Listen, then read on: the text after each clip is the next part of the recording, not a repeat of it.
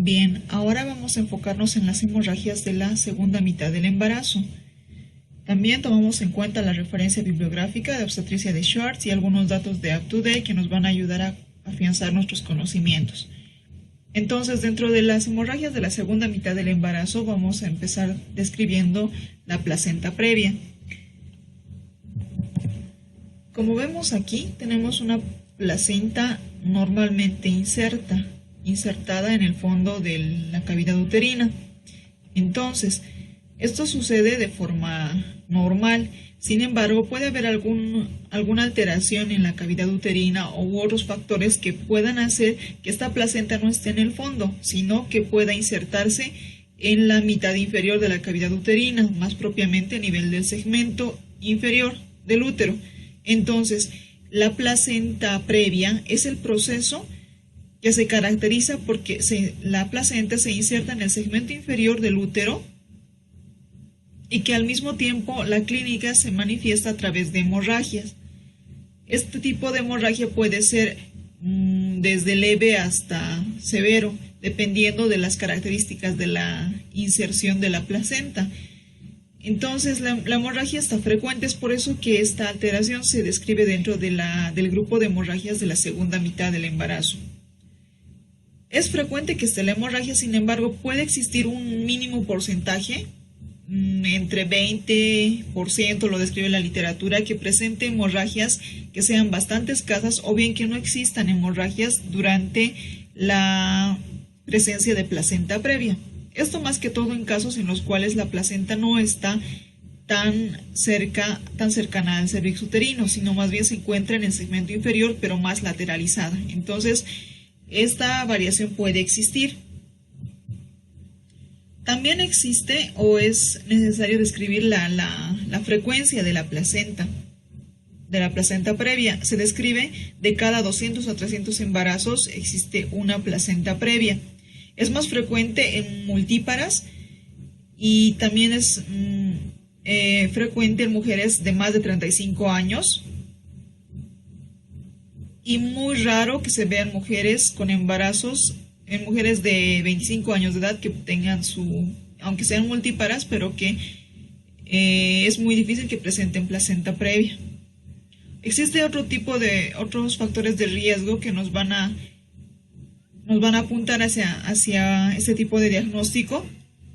Por ejemplo, antecedentes de endometritis en la mujer embarazada u otra cesárea previa o cesárea anterior que haya tenido abortos a repetición.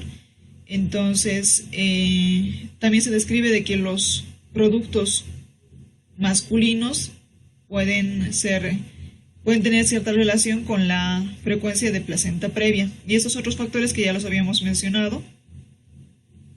Y si es que la mujer ha tenido ya un embarazo con placenta previa, pues es muy posible que se repita en la próxima gestación. La descripción anatomopatológica es muy importante debido a que las alteraciones que se producen a nivel de la placenta también son manifiestas. El cordón se inserta frecuentemente de forma excéntrica, como lo vemos aquí. Todas estas características pueden ser detectadas y descritas ya posteriormente al alumbramiento. Entonces, lo llamativo de las características macroscópicas el aspecto morfológico de la placenta como tal, es que presenta bordes y un tamaño irregular. Es mucho más grande en relación a una placenta de una gestación normal, una placenta inserta en sí. Entonces es mucho más grande, incluso delgada, en relación a una placenta inserta. Los cotiledones pueden ser más aberrantes, incluyendo las membranas que sean mucho más friables y por lo tanto mucho más sangrantes. La vascularización está aumentada, es decir, esta placenta tiene mayor vascularización y el cordón umbilical, como habíamos dicho, es excéntrico. Estos rasgos pueden estar presentes en la placenta previa, pero hay otros rasgos que son también frecuentes en una placenta inserta. Sin embargo, las características de ser membrana frágil y ser mucho más irregular en sus bordes, por ejemplo, son propias de una placenta previa. Es necesario describir las variedades que existen en relación a la ubicación anatómica de la placenta. Por lo mismo, en relación a su ubicación, también la clínica se va a hacer manifiesta. Casi tienen la misma base clínica, sin embargo, muchos signos y síntomas se acentúan en relación a la variedad de ubicación que tenga la placenta. Por ejemplo, aquí podemos observar una placenta marginal. La placenta lateral se encuentra mucho más arriba. Tendría que estar más hacia el cuerpo de la cavidad uterina. En sí, la placenta lateral se inserta en el segmento inferior, pero de forma más esquemática se describe en el tercio inferior del cuerpo del útero. Entonces, tiene una distancia aproximada del orificio interno del cuello inferior a unos 10 centímetros más o menos, y no llega al istmo, no llega al cérvix. Entonces tiene esa distancia y por lo tanto este tipo de placenta no llega a ser tan sintomática en cuestión de sangrado.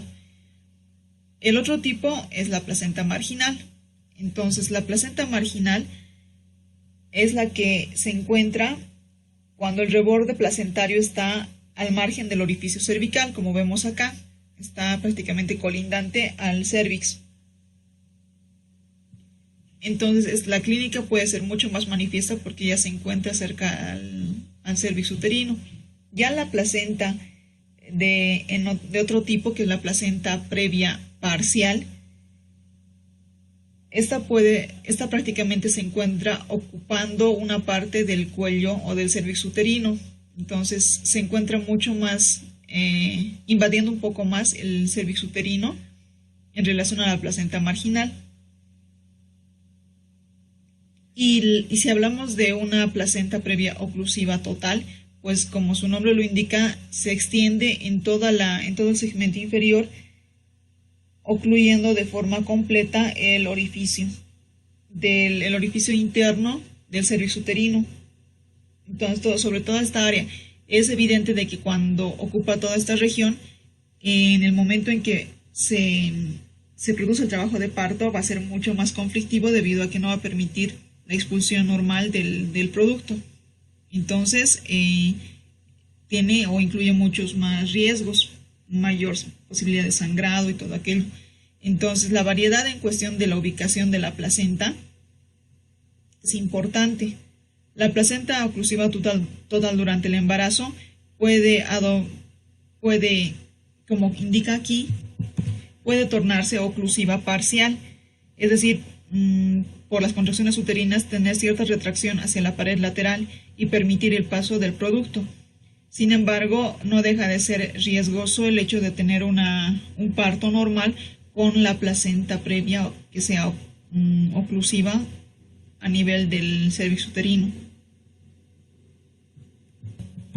Estadísticamente está descrita de que la placenta marginal es más frecuente que la placenta oclusiva, y este tipo de placenta marginal es más frecuente en las multíparas.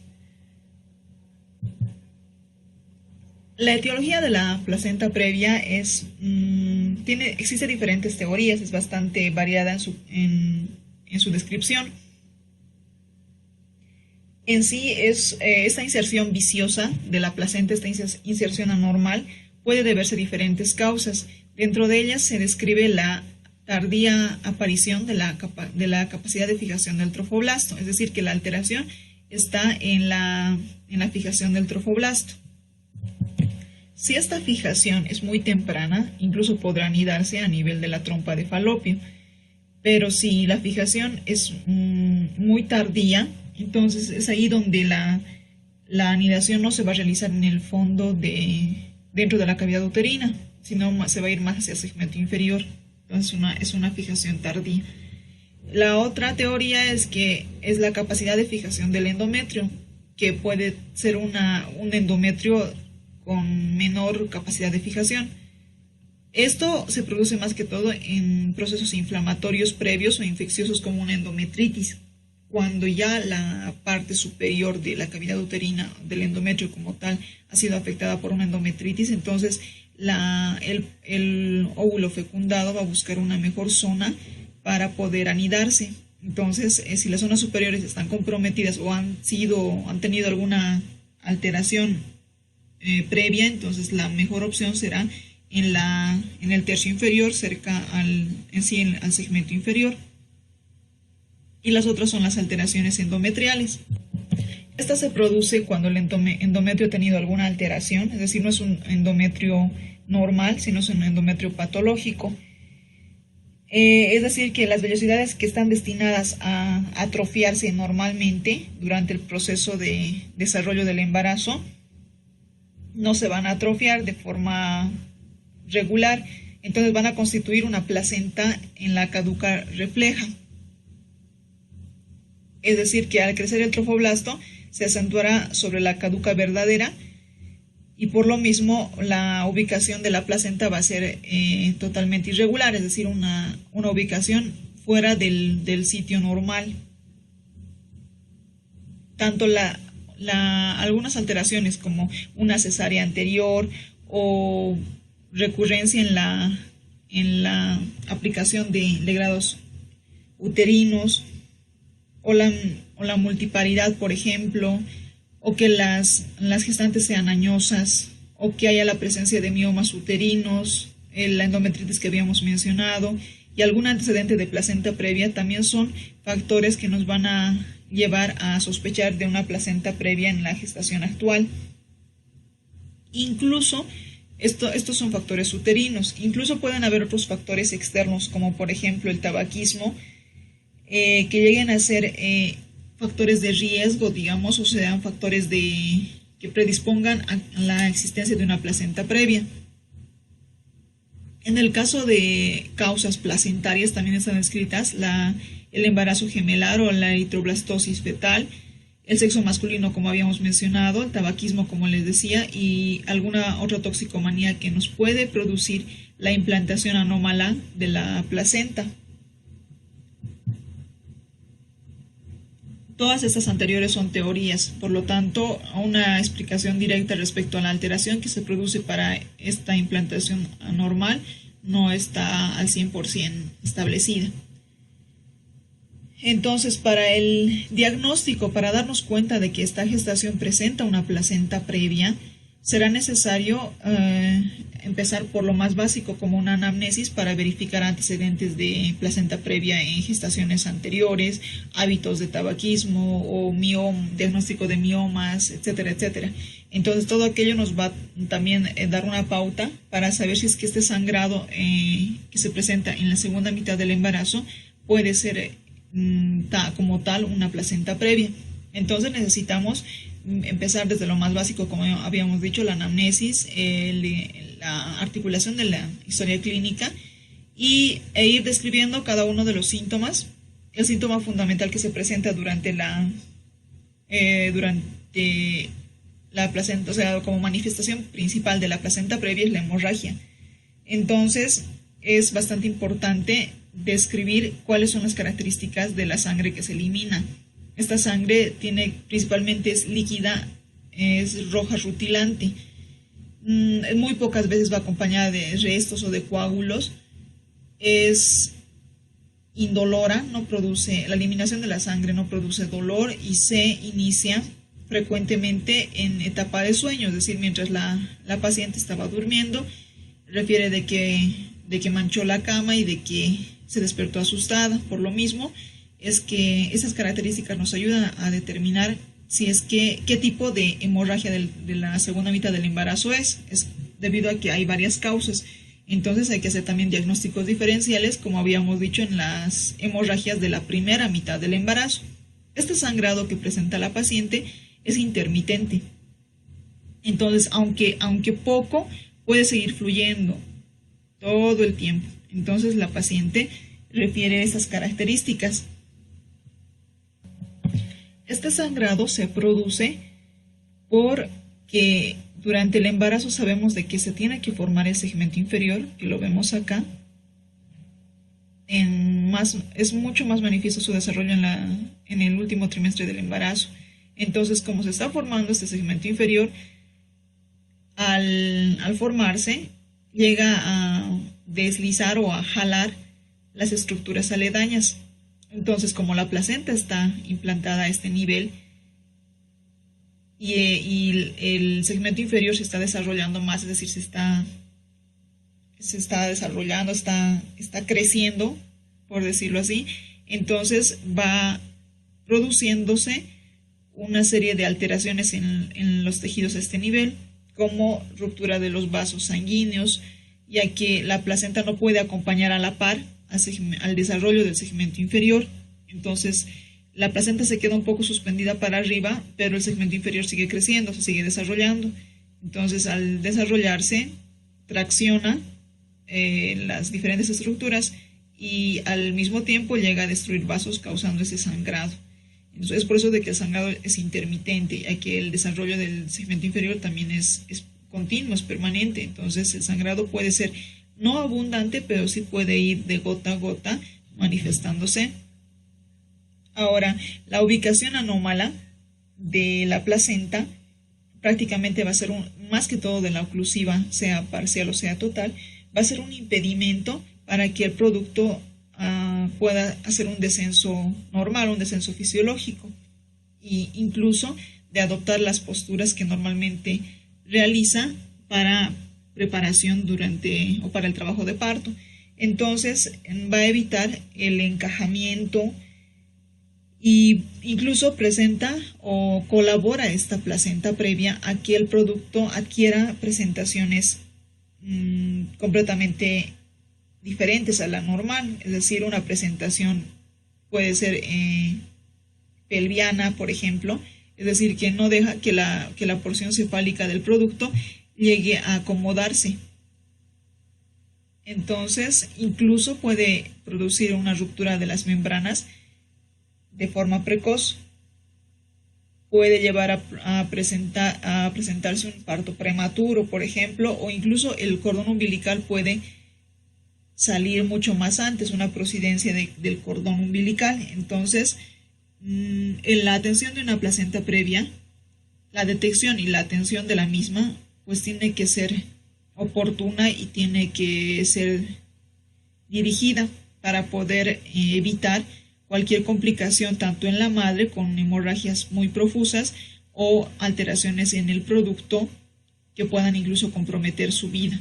Entonces, esta hemorragia, como habíamos dicho, es indolora, puede cesar de forma espontánea, puede terminar el sangrado y listo, y la paciente ya no preocuparse por esta alteración, o bien puede nuevamente iniciarse durante el desarrollo del segmento inferior. Entonces, es importante hacer la descripción de las características del sangrado.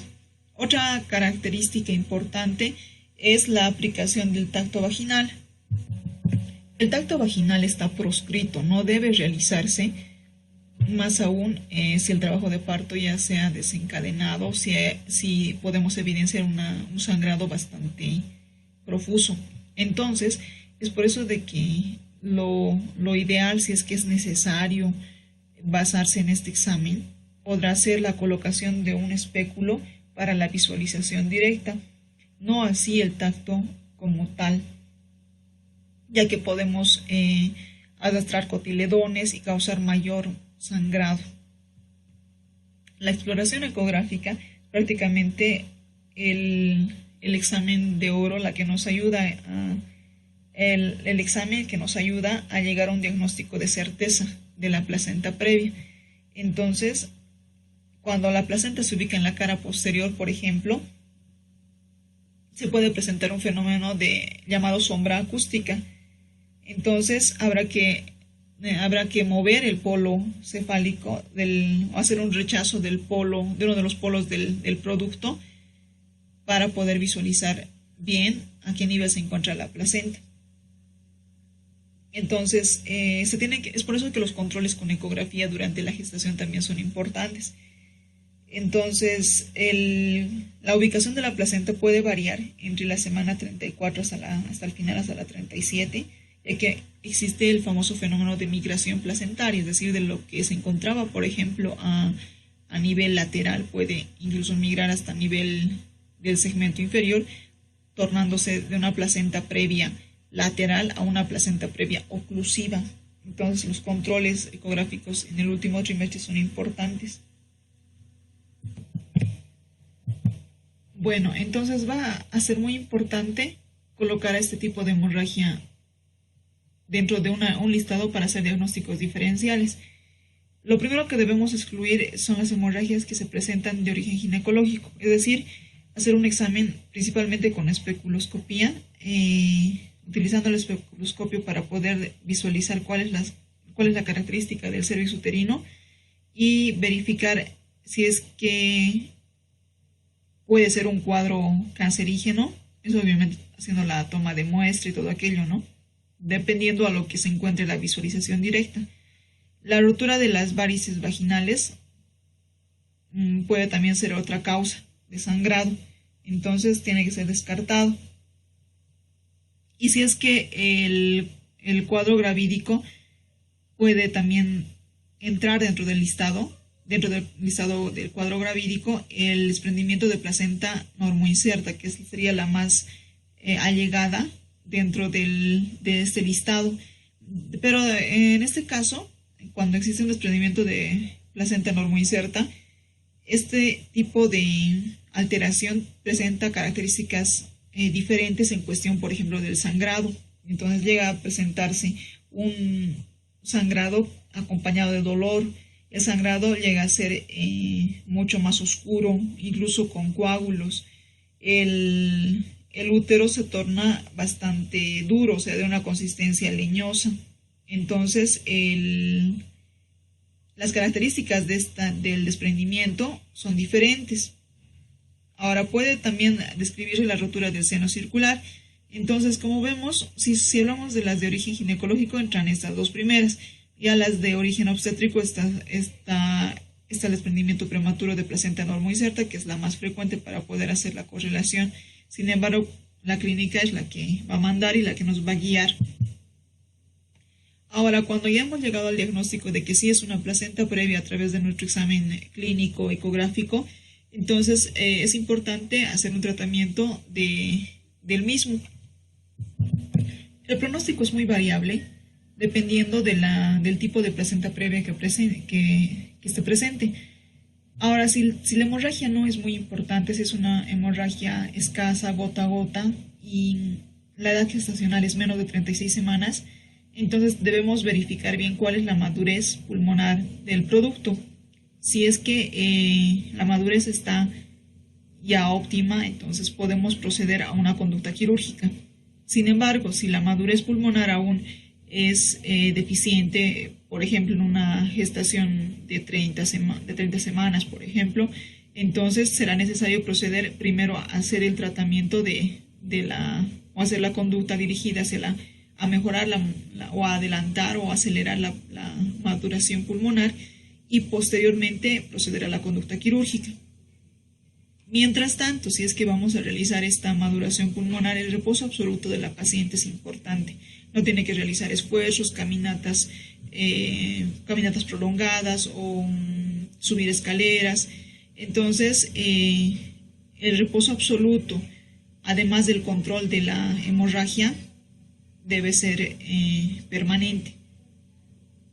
Y si es que estamos realizando la maduración pulmonar, pues debemos hacer que la madre permanezca tranquila, haciendo el control de la hemorragia, del sangrado, y administrar uteroinhibidores, si es que fuera necesario, si es que el trabajo de parto se está iniciando y hay las contracciones uterinas, entonces habrá que hacer una uteroinhibición con diferentes fármacos.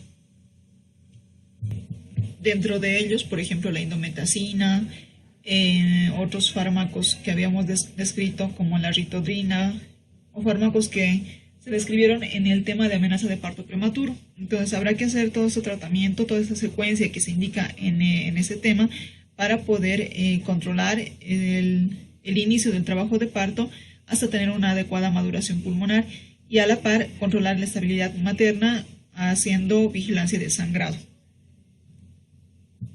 Entonces, lo necesario para poder remarcar en esta parte de las hemorragias de la segunda mitad del embarazo es que la clínica manda, y respecto a las alteraciones que presente la mujer en su sangrado, pues se tiene que también actuar.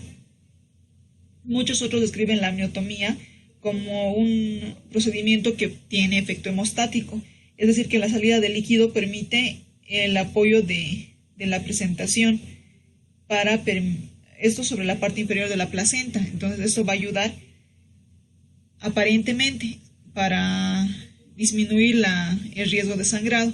Sin embargo, ya no es muy aplicado y lo más directo que se realiza después de la maduración es la cirugía, la cesárea. Todo esto protegiendo a la madre y al producto, ¿no? La otra causa de hemorragia en la segunda mitad del embarazo es el desprendimiento prematuro de la placenta normoinserta. Hay que remarcar eso. Es una placenta normalmente insertada en el fondo del cuerpo uterino, de la cavidad uterina, que por alguna causa se empieza a desprender antes del inicio del trabajo de parto. Ese desprendimiento puede ser parcial o puede ser total. Entonces, la afectación prácticamente va a ser de forma directa al producto y debido a la hemorragia va a conllevar afectación a la madre. Entonces, la placenta que va a aportar todos los nutrientes y toda la sangre al producto va a quedar prácticamente inhibida en su función debido a que ya se está desprendiendo. Este tipo de alteración se presenta con 0.2% de frecuencia, pero varía dependiendo de las características. Como habíamos dicho, puede ser un desprendimiento parcial que ni siquiera se ha percibido, o bien un desprendimiento total donde ya sea tan manifiesto que comprometa la vida materna y la vida fetal. Esta alteración también se conoce con el nombre de abruptio placentario o accidente de Baudelot, o bien desprendimiento prematuro de PPNI, que es la sigla con la que se conoce. ¿Cuál es la etiología para que se presente esta alteración? Está descrito de que la mayor parte de las mujeres gestantes presentan preeclampsia en un alto porcentaje. Entonces, con este tipo de alteración que ya tiene la madre, puede ser desencadenante de que se desprenda la placenta de forma previa al inicio del trabajo de parto. Lo más común es los traumatismos externos directos, que pueden ser traumatismos sobre el abdomen o bien traumatismos indirectos a nivel de la cavidad pélvica. Entonces, por ejemplo, una caída, un resbalón en las gradas donde impacte la cavidad pélvica, pero que a la par pueda comprometer también o pueda hacer efecto directo sobre la cavidad abdominal, sobre la cavidad uterina. Entonces es un traumatismo externo indirecto o bien traumatismos directos, ¿no? El traumatismo interno espontáneo o bien provocado por maniobras de versión externa, es decir, ya cuando se ha desencadenado el trabajo de parto, existe alguna maniobra que puede comprometer o puede dar un jalón tan fuerte o una maniobra tan brusca que haga que la placenta se desprenda, causando una mayor hemorragia, un desprendimiento que no es fisiológico definitivamente. Y la falta de paralelismo que se describe como otra causa del desprendimiento prematuro de placenta se debe a que al haber la contracción del útero, de la pared uterina, hay retracción de los tejidos, pero esta contracción no es sincrónica. Llega a producirse una asincronía con la retracción de los tejidos y por lo mismo llega a causar mayor posibilidad de hemorragia. Y también otro componente es la evacuación brusca en el caso del polidraunios. ¿Y por qué se produce el desprendimiento? Como habíamos descrito, es frecuente en las mujeres preeclámpticas. Entonces, lo que sucede es que en ellas hay un estado de hipertonía que llega a producir la cadena o la secuencia de sucesos que van a llevar a que se desprenda la placenta. Entonces, porque hay un aumento del tono y de la presión a nivel del miometrio. Como vemos aquí, el miometrio normalmente tiene una presión de 10 milímetros de mercurio.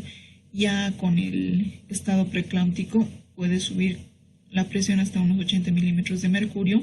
También afecta o hace una secuencia de alteraciones en la presión a nivel de la placenta. Lo normal aquí es de 15, pero en una preeclámptica llega a subir hasta 90, por ejemplo. El líquido amniótico también se compromete, subiendo su presión hasta como 40 milímetros de mercurio.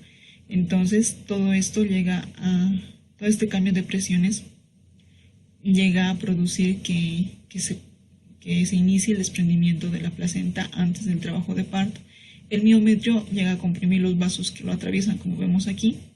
Los vasos están atravesando el miometrio, colapsan las venas, no las arterias. Entonces la presión es mucho más elevada a nivel de la pared muscular del miometrio. Entonces es fácil de que haya compromiso vascular y por lo tanto la hemorragia. Entonces, debido a esa hipertonía, la presión intramiometrial aumenta, se comprimen los vasos y la sangre se extravasa. Toda esa sangre se colecciona muchas veces como un hematoma retroplacentario, lo llaman también, y toda esa sangre atrapada aumenta también la presión sanguínea y esto va a repercutir causando una anoxia a nivel una anoxia fetal. Entonces, toda esa secuencia, así como compromete la vida de la madre, también llega a comprometer la vida del producto. Entonces, aumenta la permeabilidad de las paredes de los capilares. Entonces, se llegan a producir edemas y hemorragias. Se forma el hematoma que habíamos dicho, el retroplacentario, e incluso puede degenerar el miometrio. Entonces, es por eso de que se produce mayor dolor en la cavidad uterina, todo repercutiendo, haciendo una alteración en el producto, es decir, anoxia fetal. ¿Qué pasa con la anatomía patológica? La descripción de la placenta en el desprendimiento prematuro es importante para poder hacer el diagnóstico diferencial con la placenta previa. El hallazgo principal es el coágulo retroplacentario que habíamos descrito. Hay hematomas en la zona decidual, áreas de necrosis o de microinfartos a nivel de la decidua. Pueden haber restos de fibrina o incluso una manifestación de trombosis de las venas retroplacentarias. Entonces, todo el compromiso como tal se debe a la hipertonía que habíamos descrito. Toda la sangre que venía de la circulación materna pues va a quedar atrapada, extravasada a nivel retroplacentario. Si es que la hemorragia es mucho más evidente, esta hemorragia queda atrapada o llega a invadir la pared uterina de forma más extensa, haciendo una disociación de los haces musculares. Toda esta colección sanguínea se evidencia a través de coágulos dentro del útero. Es por eso de que la característica de sangrado es diferente en relación a la placenta previa, porque ese sangrado es mucho más oscuro e incluso con la presencia de coágulos. Entonces, como su comienzo es de forma brusca y puede acompañarse o no, o sea, puede evidenciarse o no el sangrado. Muchas veces se queda solo en la cavidad o bien sale ya a través del cervix uterino y se puede ver ese tipo de sangrado. Ese es un feto muerto por un desprendimiento prematuro de placenta. Entonces, si existe la hemorragia, o si podemos evidenciar la hemorragia, si no es abundante, vamos a ver las características específicamente. Si tiene una coloración negruzca, más oscura y con la presencia de coágulos. Esta eliminación de coágulos puede ser intermitente, al igual que el sangrado. Frente a la hemorragia también está presente el dolor, que es un dolor agudo, que va aumentando en intensidad. ¿Dónde es más frecuente? Donde está el desprendimiento. Es ahí donde comienza el dolor. Y este desprendimiento puede ser completo o total y llegar a producir un cuadro de choque en la gestante. Y al mismo tiempo, aparte de haber un choque hipovolémico, llega a producir mortalidad fetal por el estado de anoxia. Entonces, al tacto vaginal, si lo realizamos, vamos a poder detectar las membranas que están muy tensas. La pared uterina se hace mucho más tensa. Toda esa presión uterina llega a causar mucho más dolor. Y a la par, si es que queremos definir cuál es la presentación del producto o cómo está si tiene movimientos, etcétera, va a ser muy difícil percibir incluso las partes fetales del producto, debido a esa característica de tensión de la pared uterina. Entonces, ¿cómo llegamos al diagnóstico? Habíamos dicho que la clínica manda. Entonces, este sangrado va a ser oscuro, acompañado de dolor abdominal, a diferencia del sangrado que se presenta en la placenta previa. La hipertonía uterina y la hemorragia con choque, generalmente con choque hipovolémico, si es que es un desprendimiento total, entonces prácticamente nos apunta a que es un abruptio placentario. Si la hemorragia es percibida, o sea, si podemos visualizarla, entonces hay que hacer diagnósticos diferenciales. Sin embargo, las características que presenta este sangrado hace difícil de que podamos confundirlo con otra alteración u otro tipo de hemorragia en la segunda mitad del embarazo. Si es que no percibimos, si no visualizamos la hemorragia, pero sí detectamos de que está presente a través de ecografía, entonces tenemos que hacer otros diagnósticos, como por ejemplo rotura del útero o aumento de tamaño del mismo. Además de la tensión, nos pueden apuntar a que existe un polidramnios agudo. Entonces hay que descartar estos diagnósticos. Entonces dependerá también del tipo de desprendimiento que haya, total o parcial. Muchas veces la formación del coágulo se queda en el centro, entonces prácticamente ni se elimina al exterior. Pero cuando la formación del coágulo es lateral, entonces ya es más fácil de que la hemorragia sea visualizada. Para el diagnóstico necesitamos hacer como en el tema anterior, como en la placenta previa, necesitamos hacer una evaluación ecográfica para ver el hematoma retroplacentario, ver las características de ecogenicidad y también el tiempo transcurrido, si es que hubo algún traumatismo, por ejemplo. Entonces hay que detectar el hematoma. Eso también nos ayuda, o este examen nos ayuda para hacer el diagnóstico.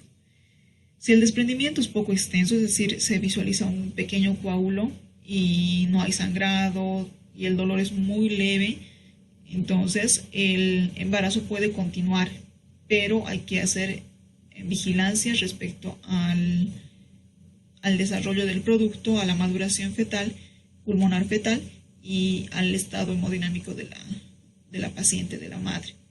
Si es que el coágulo es mucho más grande, el desprendimiento es de mayor extensión, entonces habrá que iniciar el trabajo de parto. Mucho más si es que este desprendimiento ha tenido repercusión sobre el producto, causando su muerte. Entonces, si evidenciamos ausencia de latido cardíaco, ausencia de actividad fetal, entonces tenemos que sí o sí proceder a una evacuación protegiendo la vida de la madre. Ya que si realizamos un tratamiento inadecuado, pues no solamente se comprometería la vida del feto, sino la vida de la madre, llevándole a un shock hipovolémico y la muerte posteriormente. En el texto nos muestra, en la bibliografía que tenemos, nos muestra una tabla bastante útil para poder hacer el diagnóstico entre placenta previa y desprendimiento prematuro de placenta normoinserta. En estos vemos las características uterinas, como ser la presencia de dolor. Ya habíamos explicado en cuál sí y cuál no hay dolor, además de las características de su tonicidad, que generalmente está elevado el tono en el desprendimiento. Vemos las características de la hemorragia, como habíamos descrito, las características del producto, también como lo describimos, que en el desprendimiento ya puede comprometer la vida fetal y morir el producto. Y también las características ecográficas respecto a la detección del hematoma retroplacentario o bien a la inserción baja de la placenta. El tratamiento. La hemorragia no se detiene mientras el útero no se evacúe.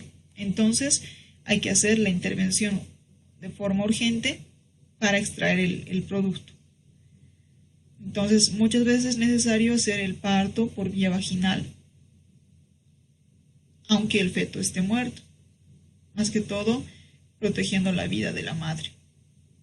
Entonces permitimos de que el trabajo de parto se instaure o conducimos o hacemos la inducción para que se elimine el producto ya muerto, utilizando oxitocina.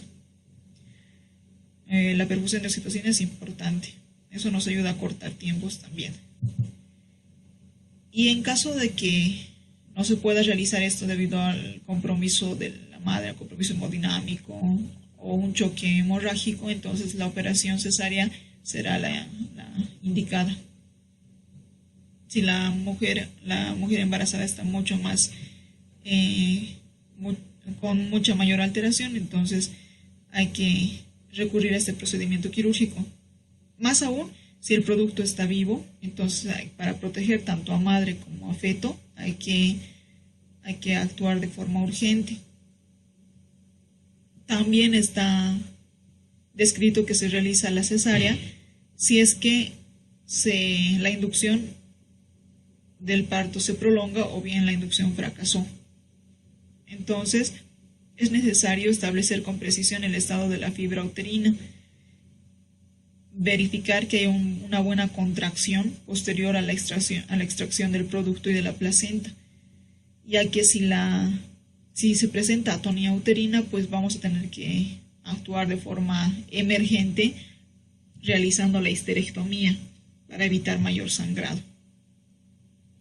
Entonces, es importante detectar este cuadro a tiempo para proteger la vida del feto y de la madre, ya que ambas están comprometidas.